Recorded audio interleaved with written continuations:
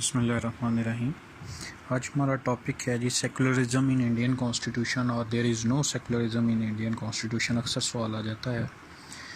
تو سب سے پہلے ہم اس کا انٹروڈکشن دیں گے۔ انٹروڈکشن میں جو ہے ہم اس کا لیگل اینڈ کانسٹیٹیوشنل اسپیکٹ دیکھیں گے۔ سب سے پہلے کہ جب انڈیا کا کانسٹیٹیوشن بنا ہے بیسیکلی 26 جنوری 1950 کو انفورس کیا گیا ہے، تو تب سیکولر کا لفظ انڈین کانسٹیٹیوشن میں کسی آرٹیکل کسی پریمبل میں موجود نہیں تھا، بالکل سرے سے ہی موجود نہیں تھا۔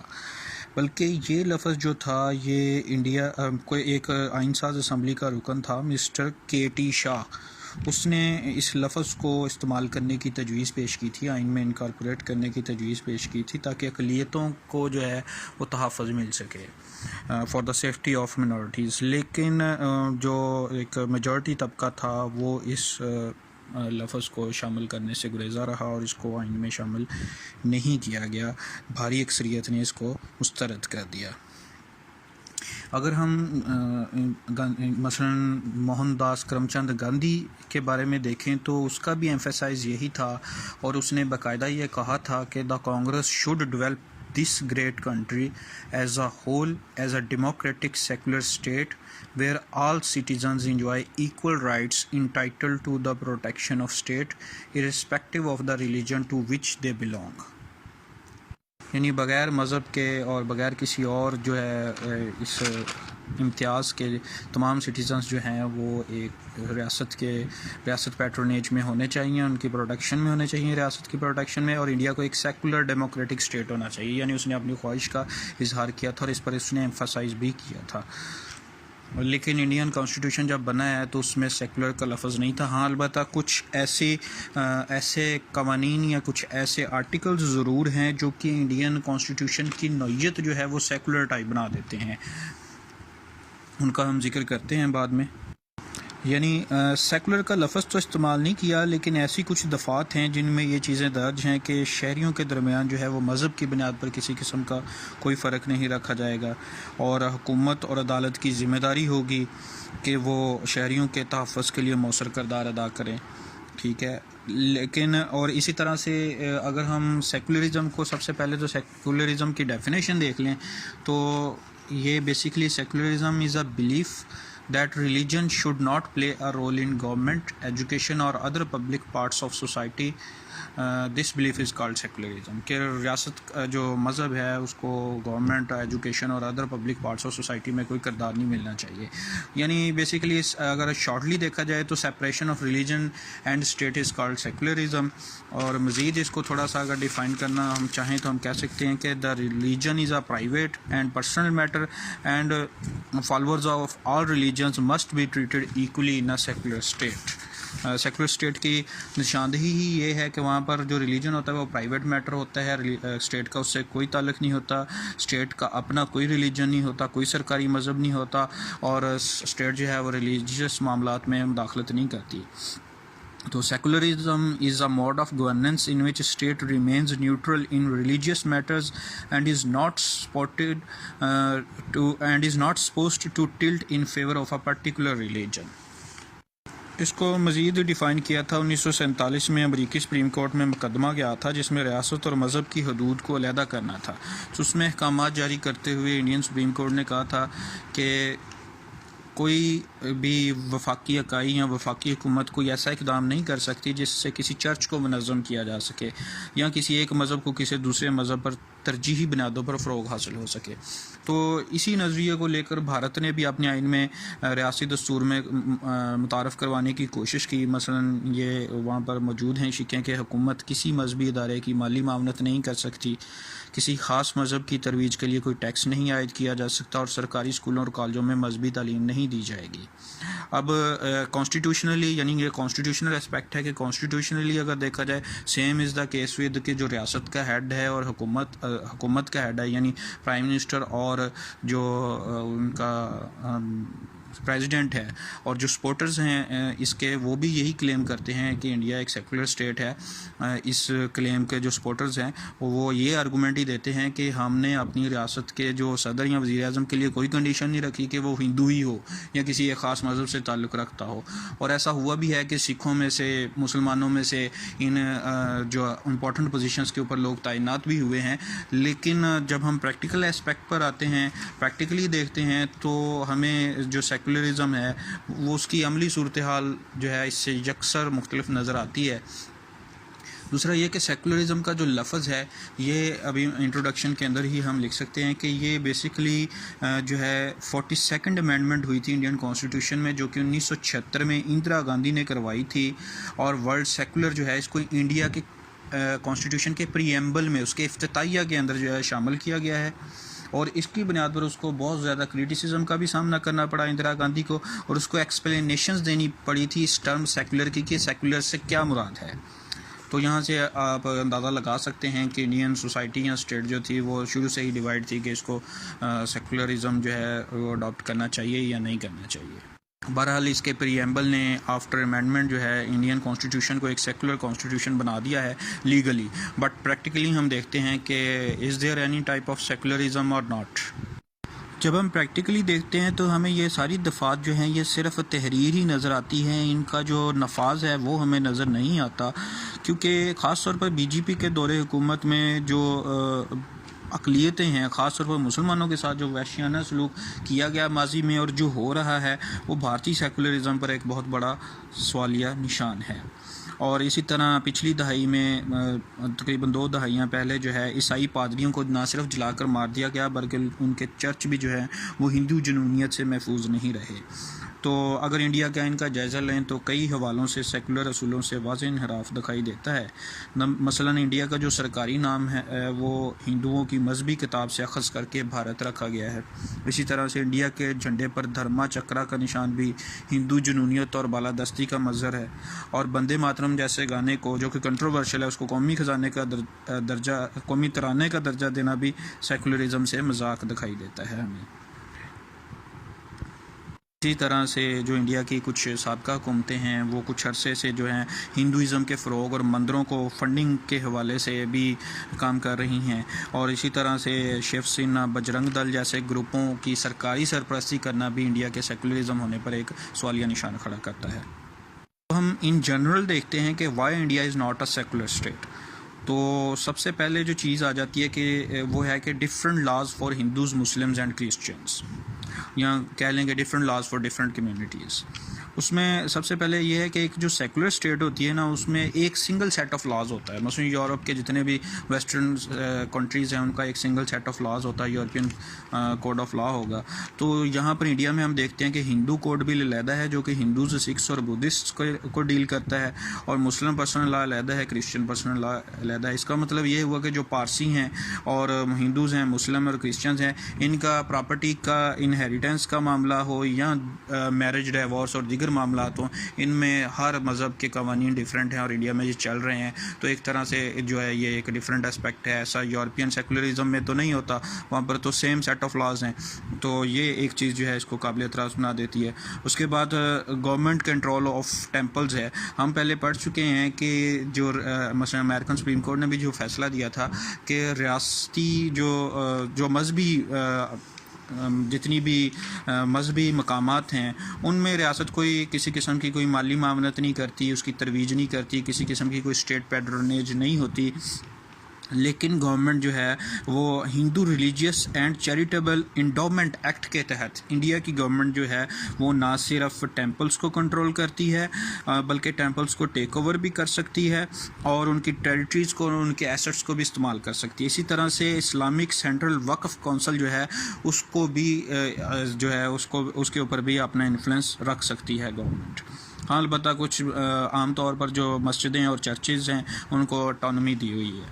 تو اس کے بعد تیسرا آ جاتا ہے کہ lack of uniform laws regarding schools, کہ وہاں پر دو طرح کے اسکولز ہیں، minority schools and majority schools. تو وہاں پر بھی ہم دیکھتے ہیں کہ جو ہے ایک ہمیں یونیفارم لاز نہیں ہیں، منارٹی اسکولز کے لیے علیحدہ سے ہیں اور میجورٹی اسکولز کے لیے لاز ڈیفرنٹ ہیں، جبکہ ایک ہی یونیفارم سسٹم ہونا چاہیے. تو یہاں بھی جو ہے ڈفرینسیشن کی گئی ہے، اور پارشل اسٹیٹ فائنینشیل سپورٹ بھی دی جاتی ہے ویسٹڈ انٹرسٹ کے لیے. یہ تو ان جنرل سیکولرزم کے اوپر ہم نے بحث کیا. اب ہم دیکھتے ہیں کہ انڈیا کے سیکولرزم اور اقلیتوں کا آپس میں کیا تعلق ہے، کہ منارٹیز کیا وہاں پر جو ہیں وہ what is the relation between Indian secularism and minorities. تو بیسیکلی وہاں پر جو بڑی منارٹیز ہیں ان میں سے 4 قسم کی پائی جاتی ہیں. پہلی انٹچیبلز، اس کے بعد کرسچنز آ گئے، سکھ آ گئے اور مسلمز آ گئے. تو انٹچیبلز یا جن کو ہریجن بھی کہا جاتا ہے، ٹھیک ہے، یا جن کو ہم اچھوت کہا جاتا ہے عرف عام میں، یہ بیسیکلی ہیں تو ہندو معاشرے کو جو 4 ذاتوں میں تقسیم کیا جاتا ہے، ہیں تو یہ بھی ہندوز ہی، لیکن انتہائی ادنا قسم کے ہندوز، اور یہ کل آبادی کا 1/7 حصہ ہیں، 1/7 پارٹ ہیں جی. اور ان کی اکثریت جو ہے وہ صدرن انڈیا کے اندر آباد ہے. لیکن یہ طبقہ انتہائی غربت کا مارا ہوا ہے، یعنی انڈیا کی آزادی سے لے کر آج تک اس کی غربت جو ہے وہ ختم نہیں ہو رہی. البتہ کچھ ایسے اقدامات کیے ہیں بھارتی حکومت میں کہ ان کے لیے سیٹیں ریزرو کر دی ہیں جیسے، ٹھیک ہے، اور مساوی حقوق دینے کا بھی وعدہ کیا ہے. لیکن اس کے اور کچھ جو نوٹیبلز ہیں وہ بھی مثلا ڈاکٹر امبیڈکر کا نام ہم پاکستان موومنٹ میں بھی بہت پڑھتے ہیں، جگ جیون رام ہو گیا، ٹھیک ہے. ان ایسے قائدین کے ہونے کے باوجود بھی یہ طبقہ جو ہے وہ آج تک اپنا باعزت مقام حاصل نہیں کر سکا اور ہمیشہ مارجنلائز ہی رہا ہے. جو اقدامات کیے ہیں گورنمنٹ میں، اس میں یہ ہے کہ ان افراد کو چھوت کہنے پر جو ہے وہ پابندی لگا دی ہے، انٹچیبل کہنے پر قانونی طور پر. لیکن حقیقتاً تو ایسا نہیں ہوتا.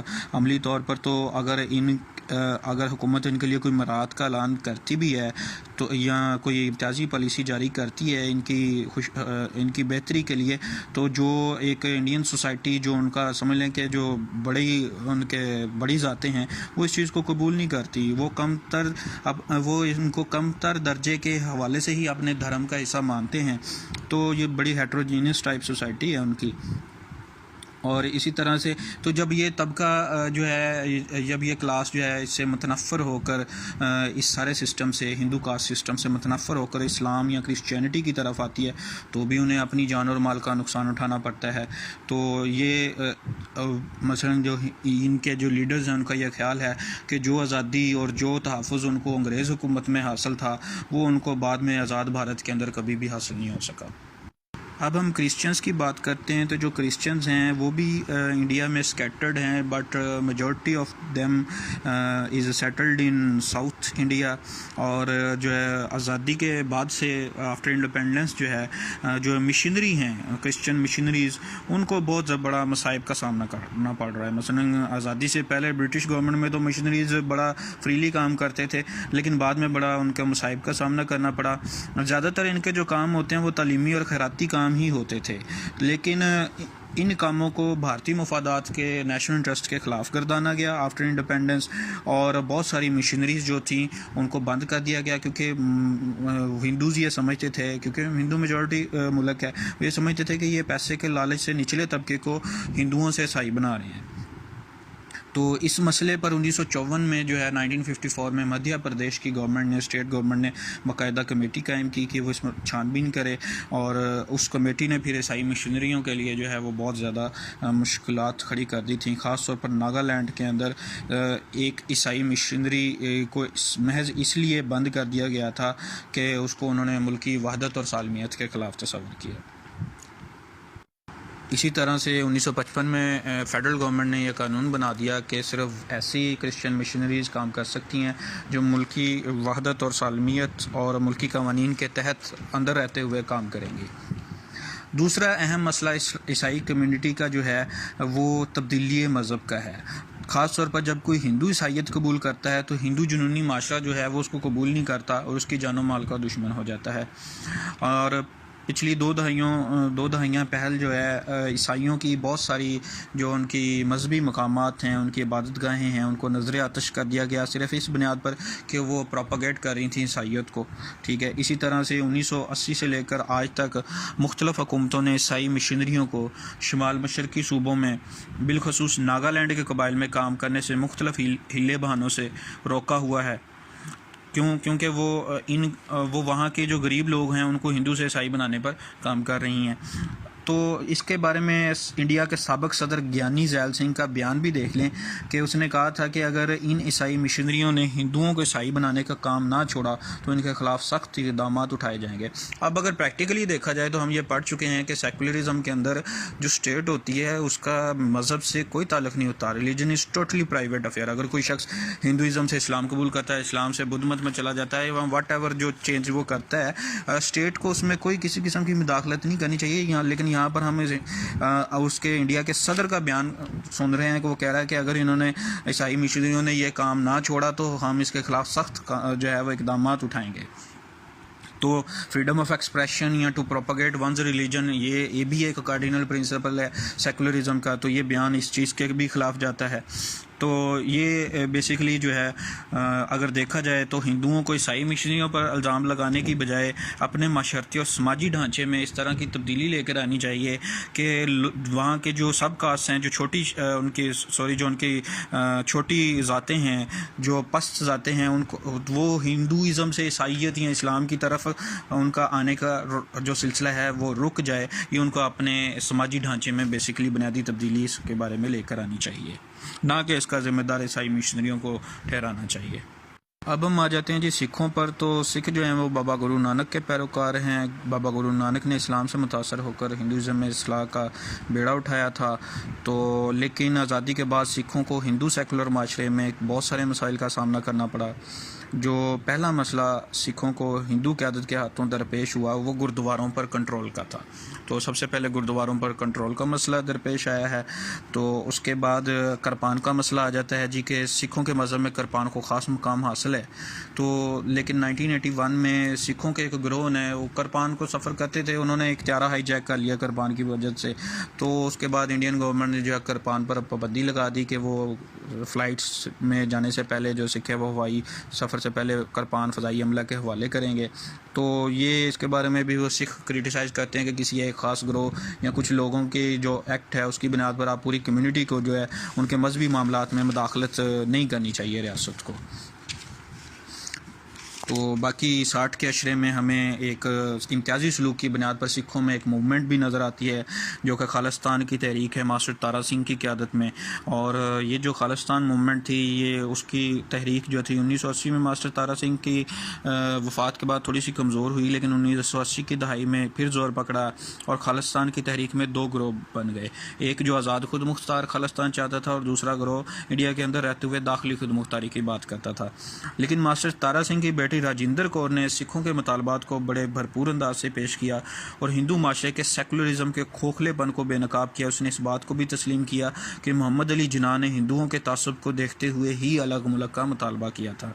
سکھ قیادت کا ایک گروہ آج بھی تقسیم ہندوستان کے وقت ہندوؤں کا ساتھ دینے کو اپنی سیاسی غلطی سے تعبیر کرتا ہے۔ اسی طرح ہم 1984 کے آپریشن بلو سٹار کی بات کر سکتے ہیں۔ یہ بیسیکلی اندرا گاندھی کے قتل کے بعد جو ہے سکھوں کو کانگریس کے دور حکومت میں اس وقت شدید مشکلات کا سامنا کرنا پڑا جب گولڈن ٹیمپل آپریشن میں ان کو بھارتی ریاست کے جبر کا سامنا کرنا پڑا۔ جو جبر کیا گیا تھا، جو گولڈن ٹیمپل میں جو بہت سارے سکھ مار دیے گئے اور اس کے مذہبی وہاں پر فوج داخل کر دی گئی، مذہبی مقدس مقام ہے ان کا، تو بے حرمتی کی گئی اس کی۔ تو یہ جو ہے ان سب باتوں کی بنا پر جو ہے سکھوں کو بھی وہاں پر جو ہے ایک پرسیکیوشن کا سامنا ہے، اور سکھوں کے مطالبات کو عام طور پر مسلم اقلیت اور کمیونسٹ پارٹی آف انڈیا کی حمایت جو ہے حاصل ہے۔ اسی طرح سے سکھوں کا ایک اور اہم مسئلہ جو ہے وہ پنجابی کا تحفظ بھی ہے۔ تو ہندو سیکولرزم کے دعووں کے باوجود سکھ کمیونٹی جو ہے وہ ہمیں مسائل کا شکار نظر آتی ہے۔ اب ہم مسلمانوں پر آ جاتے ہیں۔ تو مسلمان جو ہیں 1.3 بلین انڈین پاپولیشن کے اندر 200 ملین کی آبادی ہے۔ تو لیکن آج کا جو ہندو بھارت ہے اس میں جو بسنے والے مسلمان ہیں اس کو اپنی وفاداری کے اوپر ہمیشہ شک لوگوں کو اس کی وفاداری پر ہمیشہ شک ہی رہتا ہے. خاص طور پر وہاں کے جو ہندوز ہیں وہ سمجھتے ہیں کہ پاکستان کا وفادار ہے. تو زندگی کے ہر شعبے میں مسلمانوں کو ہندوؤں کی اسی تنگ نظری کا سامنا دیکھنے میں آ رہا ہے. اب ہم مسلمانوں کے اگر تعلیمی اداروں کی بات کی جائے تو جو علی گڑھ یونیورسٹی جو کہ مسلمانوں کا ایک تشخص تھی، ملی تشخص تھی، جو سر سید احمد خان نے بنائی تھی. سر سید احمد خان نے جو اسکول بنایا تھا، پھر کالج بنا، اور آفٹر ہز ڈیتھ 1920 میں یونیورسٹی کا درجہ ملا. اس کے تشخص کو برباد کرنے کے لیے بھرپور کوششیں کی گئی ہیں.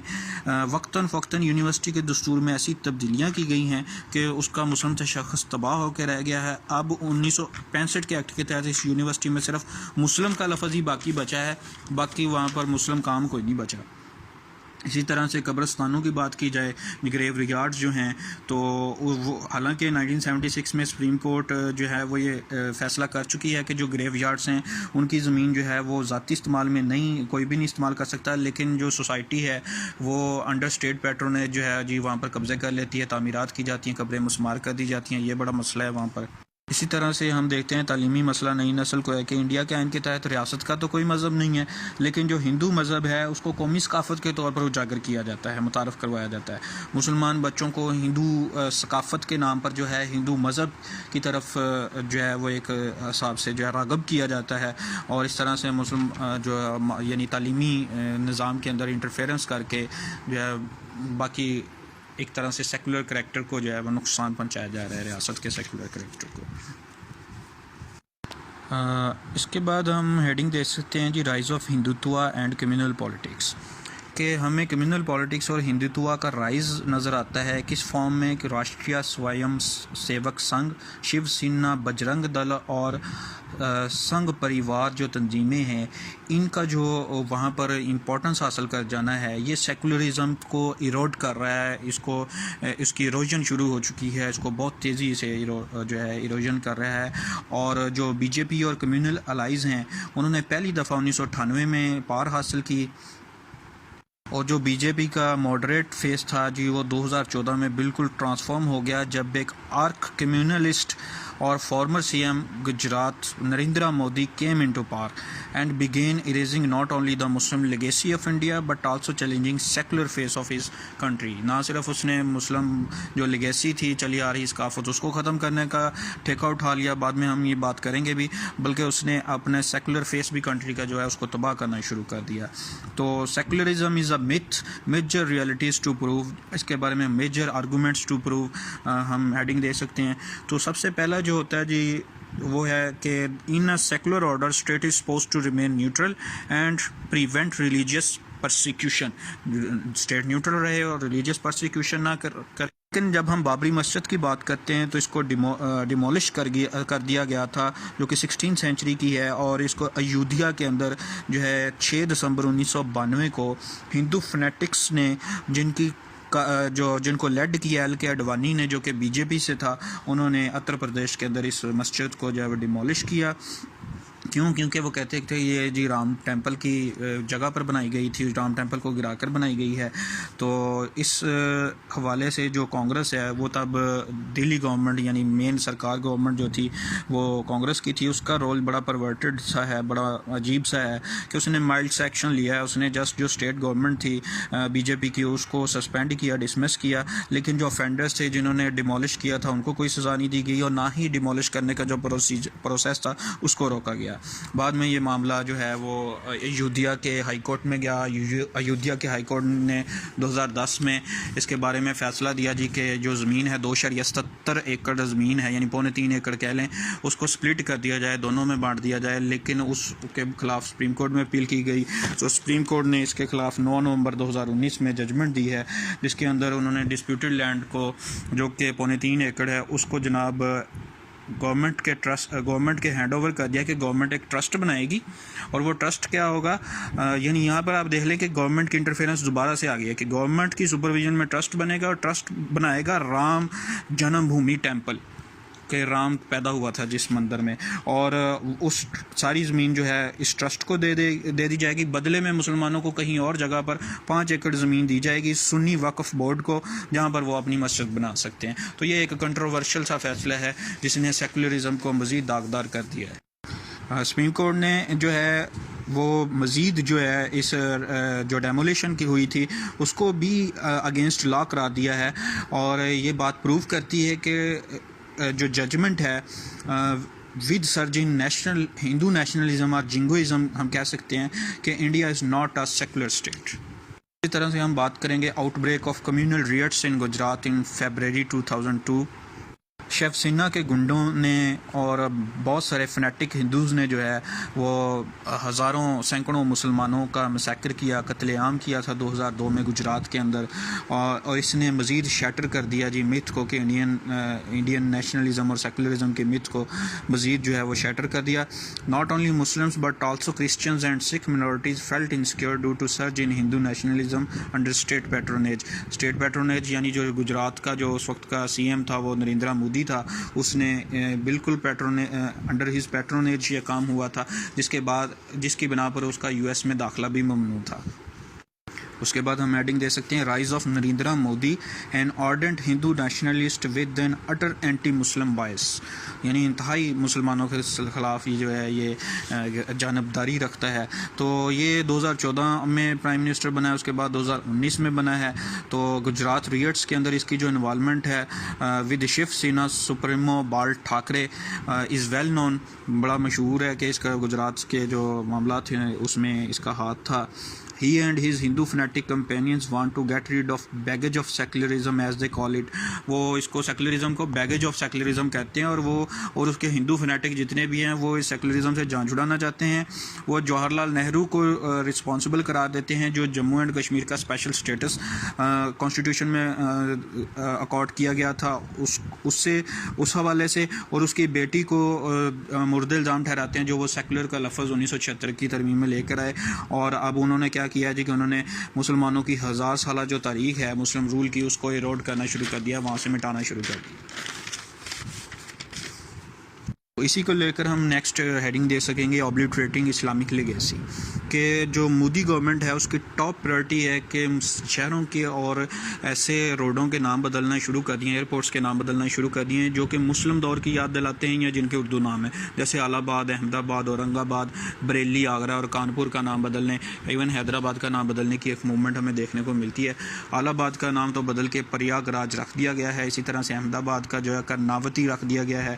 تو یہ جو آر ایس ایس ہے، راشٹریہ سیوم سوایک سنگھ، وہ جو کہ آئیڈیالوجیکل پیرنٹ ہے بی جے پی کا، وہ ابھی بھی ڈیمانڈ کر رہی ہے کہ دیگر جو جگہیں ہیں جن کا مسلم نام ہے وہ بھی ختم کیا جائے۔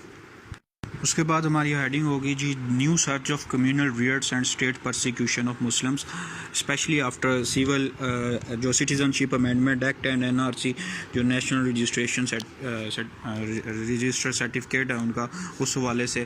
تو سب سے پہلے ہم دیکھتے ہیں کہ after 1947 till today hundreds of communal riots have taken place in Indian society, جہاں پر 200 مسلمان ہیں اور وہ منورٹی ہیں ان 1.3 بلین کی ٹوٹل پاپولیشن میں، and they feel as they are living in utter insecurity. وقتاً فوقتاً پیریوڈیکلی ایسے معاملات رپورٹ ہوئے ہیں کہ جہاں پر ناردرن، خاص طور پر ناردرن انڈیا سے، کہ جہاں پر مسلمانوں کی لنچنگ کی گئی ہے، کلنگ کی گئی ہے، مسلمانوں کو انجریز پہنچائی گئی ہیں، کیونکہ صرف کاؤ سلاٹر کے مسئلے کے اوپر یا ادر پیٹی ایشوز کے اوپر، معمولی جو ہے ایشوز ان کے اوپر۔ اسی طرح سے موب کلنگ ہوئی ہے مسلمانوں کی۔ ریسنٹلی دیکھا جائے تو ابھی نیوز میں آیا ہے جی کہ کرونا وائرس کا الزام لگا کر کسی مسلمان پر تو موب نے اس کو قتل کر دیا، ہندو موب نے۔ تو ایسے بھی انسیڈنٹس دیکھنے کو ملتے ہیں۔ In most of the cases, police and all law enforcement agencies are party to acts of brutality against Muslims۔ خاص طور پر ہم جامعہ دلی کا اگر دیکھ لیں ریسنٹلی تو اس میں بھی یہی ہوا ہے کہ پولیس جو ہے وہ شانہ بشانہ ساتھ ان گنڈوں کے جو ہے وہ مسلمانوں کے اوپر تشدد کر رہی ہے۔ ایون یہ جو ہندو رائزنگ نیشنلزم ہے یا جنگوازم ہم اس کو کہہ لیں، اس کی وجہ سے کرسچنز اور سکھ بھی خود کو محفوظ نہیں سمجھ رہے۔ تو B J P along other Hindu fanatics is imposing a Hindu way of life on other religious minorities۔ ہم بات کرتے ہیں سٹیزن شپ امینڈمنٹ ایکٹ کی، جو کہ 12 دسمبر 2019 کو انیکٹ ہوا ہے، اور اس نے ایک وائڈ اسپریڈ جو ہے کنٹروورسی جو ہے نیشنل وہ ایک اسپارک کی ہے، اور اس کی وجہ سے پروٹیسٹ شروع ہو گئے ہیں۔ اور سب سے پہلے پروٹیسٹ جو ہیں وہ آسام میں شروع ہوئے، اس کے بعد تمام ریاستوں میں پھیل گئے، اور اسی کے ساتھ کس کے خلاف؟ جی سٹیزن شپ امینڈمنٹ ایکٹ کے ساتھ، اس کی ایسوسیٹڈ پرپوزل NRC جو نیشنل رجسٹر آف سٹیزنز ہے اس کے خلاف نے اس پر بھرپور ایکشن کیا۔ پولیس کی بروٹیلٹی ہمیں دیکھنے میں ملتی ہے، یونیورسٹی کیمپسز میں وائلنٹ کریک ڈاؤنس کیے ہیں، پروٹیسٹرز کے خلاف کرفیوز لگا دیے گئے، لاک ڈاؤنز، انٹرنیٹ بند کر دیا گیا۔ امریکن رپورٹ ہے کہ جی پورے سال کے اندر جو ہے وہ 67% انٹرنیٹ بلاکیج انڈیا کی طرف سے ہوئی ہے۔ تو اس چیز نے انڈین سوسائٹی کو دو ڈفرینٹ گروپس میں جو ہے وہ تقسیم کر دیا۔ ایک طرف ہمیں ہارڈ لائنرز نظر آتے ہیں، ایکسٹریمسٹ، دوسری طرف لبرلز یا سیکولرز نظر آتے ہیں۔ تو یہ جو لوگ اس کے خلاف پروٹیسٹ کر رہے ہیں وہ صرف مسلمان نہیں ہیں۔ کیونکہ اس کی پہلے ہم ڈیفینیشن دیکھ لیں کہ اس کی جو ڈیفینیشن ہے سٹیزن شپ امینڈمنٹ ایکٹ کی، وہ کیا ہے کہ those who are Hindus, Sikh, Jain, Parsi, Buddhist and Christian from Afghanistan, Bangladesh and Pakistan and who entered India before 2014 due to religious persecution can become Indian citizen. یعنی مسلمانوں کے علاوہ باقی ساری جو کمیونٹیز ہیں جو پاکستان، بنگلہ دیش اور افغانستان سے 2014 سے پہلے سے آئی ہیں، وہ انڈین سٹیزن شپ حاصل کر سکتے ہیں۔ تو Muslims and others are excluded. اسی طرح سے NRC نیشنل رجسٹریشن جو ہے رجسٹر آف سٹیزن جو ہے وہ پورے ملک میں لاگو کیا جائے گا، اور اس میں ڈاکومنٹس ریکوائر ہوں گے جو آپ کو پروو کریں گے کہ آپ واقعی وہاں کے سٹیزن ہیں۔ تو اس کے خلاف بھی لوگ جو پروٹیسٹ کر رہے ہیں۔ تو Muslims, secular Hindus and other communities are protesting against it because it is against the secular character of Indian constitution, کہ وہاں پر لکھا ہوا ہے کہ کوئی ریلیجن کی بنیاد پر کوئی امتیازی سلوک نہیں ہوگا، لیکن یہاں پر مسلمانوں کو ایکسکلوڈ کر دیا۔ یہ ایک ریلیجیس جو ہے سمجھ لیں کہ ریلیجن کی بنیاد پر ایک امتیازی سلوک ہے۔ لیکن اس میں سوال پیدا ہوتا ہے کہ آسام نے کیوں پروٹیسٹ کیا، کہ وہ کہتے ہیں کہ جی ہمارا ڈیموگرافی چینج ہو جائے گی۔ خیر یہ ریلیونٹ نہیں ہے کہ لوگ جو ہیں وہ بنگلہ دیش سے آئیں گے، وہ یہاں پر جب رہیں گے تو ہمارا جو ہے ہماری جابز وغیرہ جو ہیں وہ خطرے میں پڑ جائیں گی، زمینیں جو ہیں وہ بانٹ دی جائیں گی وغیرہ وغیرہ۔ بہرحال the amendment has been widely criticized as discriminating on basis of religion, particularly for excluding Muslims. Thus it puts the secular character of constitution in question. اس کے بعد مسئلہ آ جاتا ہے جی ٹرپل طلاق کرمنلائزڈ، کہ 2017 میں انڈین سپریم کورٹ نے triple طلاق جو تھی اس کو انکانسٹیٹیوشنل پہلے ٹرم کیا، چلو ٹھیک ہے وہاں تک بات ٹھیک ہے، لیکن اس کے بعد اس کو کرمنلائز کر دیا، اس کو کرمنل آفینس، اگر کوئی ٹرپل طلاق دے تو اس کو کرمنل آفینس قرار دیا ہے مسلمانوں میں، مثلا 3 سال کی جیل ہوگی جی، اور ہارش پنشمنٹ ہوگی۔ تو یہ جو ہے یہ بھی ایک طرح کی جو امتیازی سلوک ہے، کیونکہ کسی اور مذہب کے اندر یا کسی اور کمیونٹی کے اندر تو ڈیورس دینے کے اوپر کوئی کسی چیز کو کرمنلائز نہیں کیا گیا ہے، صرف مسلمان ہی کیوں؟ اسالٹ آن کشمیر اسپیشل اسٹیٹس، تھوڑا بہت اس کے بارے میں بھی ہم لکھ سکتے ہیں۔ بہرحال جو انڈین کانسٹیٹیوشن کے سیکولرزم کے جو ڈیفینڈرز ہیں وہ آرگیو کرتے ہیں کہ جو انڈین کانسٹیٹیوشن ہے it doesn't discriminate Indian national on basis of race اور religion, as the highest offices of the state president and prime minister are not reserved only for Hindus, تو کہ وہ یہاں پر ہندو کے علاوہ باقی بھی آ سکتے ہیں، اس لیے یہ جی سیکولر ہے۔ لیکن to conclude one can say that due to BJP's these steps 200 million Muslims feel themselves as marginalized in India and perceive themselves living in Hindu Rashtra instead of a secular democratic republic. If India continues to negatively transform from secular to Hindu Rashtra, the casualty will not only be secularism but also democracy. یہ صرف secularism ہی نہیں ختم ہو رہا بلکہ جمہوریت کی بھی راہ لے جائے گا، وہاں پر اتھارٹیرین اور میجورٹیرین رول آ جائے گا۔ اور مودی کو کرٹیسائز کیا جا رہا ہے کہ اس وقت ہندوستان کے اندر جو ہے وہ ایک ڈیموکریٹک رول نہیں ہے بلکہ ایک میجورٹیرین رول ہے، یعنی وہ ایک میجورٹی کو تو ریپرزینٹ کرتا ہے لیکن ڈیموکریٹک اپنے پوری قوم کو جو ایز اے ڈیموکریٹک لیڈر کے ریپرزینٹ نہیں کر رہا۔ اوکے جی، السلام علیکم۔